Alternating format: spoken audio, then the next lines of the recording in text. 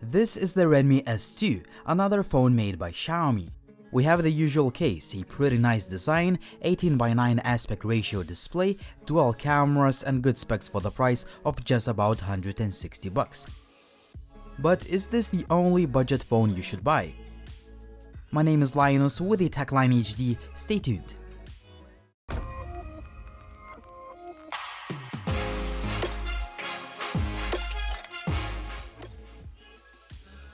I have the official global version of the phone, meaning that it ships with the EU charger and it supports EU LTE bands. Besides all the usual items, you get a soft TPU case to protect the phone. In terms of design, it may look that the phone is made of metal, but it actually sports a plastic housing. It is not a deal breaker as the build quality is great, but I think that the Xiaomi Redmi 5 or Note 5 look and feel more premium than this phone. Other than that, the device feels nice in the hand, it's not too light, it's not too heavy, and the buttons are great. The display is only 720p, which is a bit frustrating. Well, it's a good panel for everyday use, but you may notice a difference if you are coming from a 1080p display. I also found the viewing angles to be just average outdoors. Other key features include a dual camera system on the back, 16-megapixel shooter on the front, LED notification light, LED flash for selfies, IR blaster, and a headset jack that provides good sound quality using headphones. The phone has 2 SIM card slots and a dedicated microSD card tray, which is really nice. There's also a face unlock feature that I don't like at all. It is quite accurate, but it's simply too slow for everyday use. That's why I prefer using a fingerprint scanner, which is very fast and accurate all the time. Last but not least, the loudspeaker is quite good, but it's a bit worse than on more expensive Xiaomi phones like the Redmi Note 5. Here's an audio sample.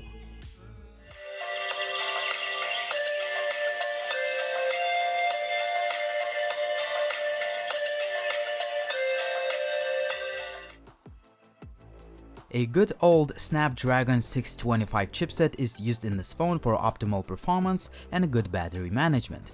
As expected, the overall gaming performance is pretty good and you should be able to play most of the games without any issues. However, there may be some skipped frames here and there in games like PUBG.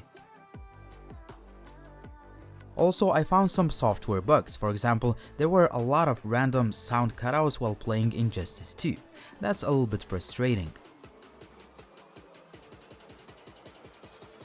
The phone runs on the international version of the MIUI 9.5 that is based on Android 8.1. The UI looks really familiar as you get all the icons that sit on the home screens, a customizable dashboard, and other features and customization options Xiaomi phones are known for. In general, the day-to-day performance has been good, the apps open and close quite fast for a budget phone, and I didn't see any lag.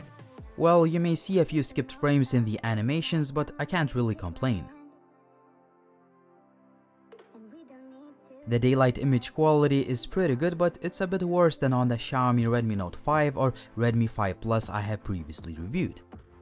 Images look really nice for a budget phone, but they usually lack sharpness and clarity. Low-light shots look quite decent, but again, not the best in the budget phone segment. I love the overall quality of portrait pictures as the object is nicely separated from the background.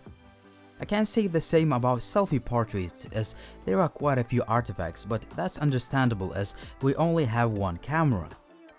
Selfies taken using auto mode look really nice and sharp. The LED flash illuminates the face quite well at night, but the overall low-light selfie quality is not great. 1080p video looks really nice thanks to electronic image stabilization. However, I found that the continuous autofocus is not always reliable, but in general, video quality is good for a budget device.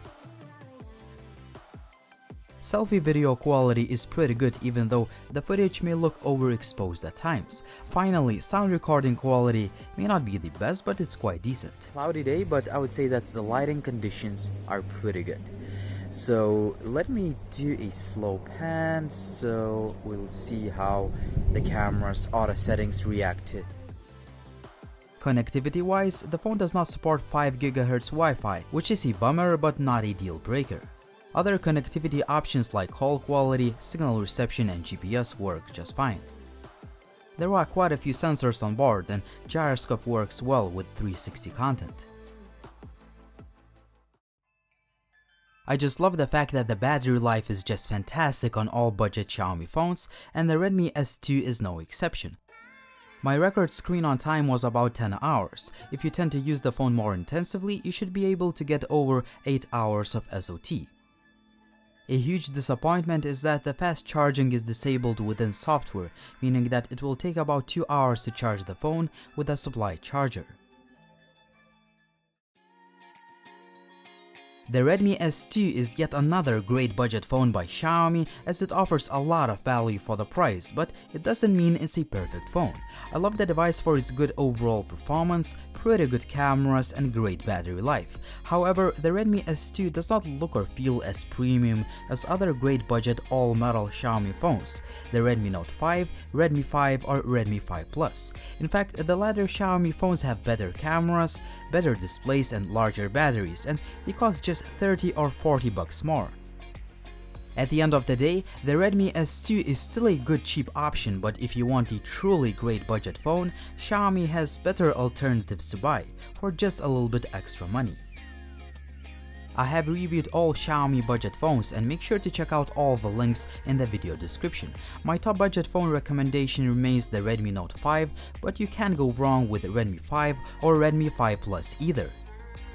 Well, the Redmi S2 can be also recommended if saving 30 or 40 bucks is really important to you. What is your pick for the best budget phone at the moment? Use that comment section down below, and as always, like the video if you liked it, subscribe to the channel for more content like this, follow me on social media. It was Linus, thank you for watching, and see you soon.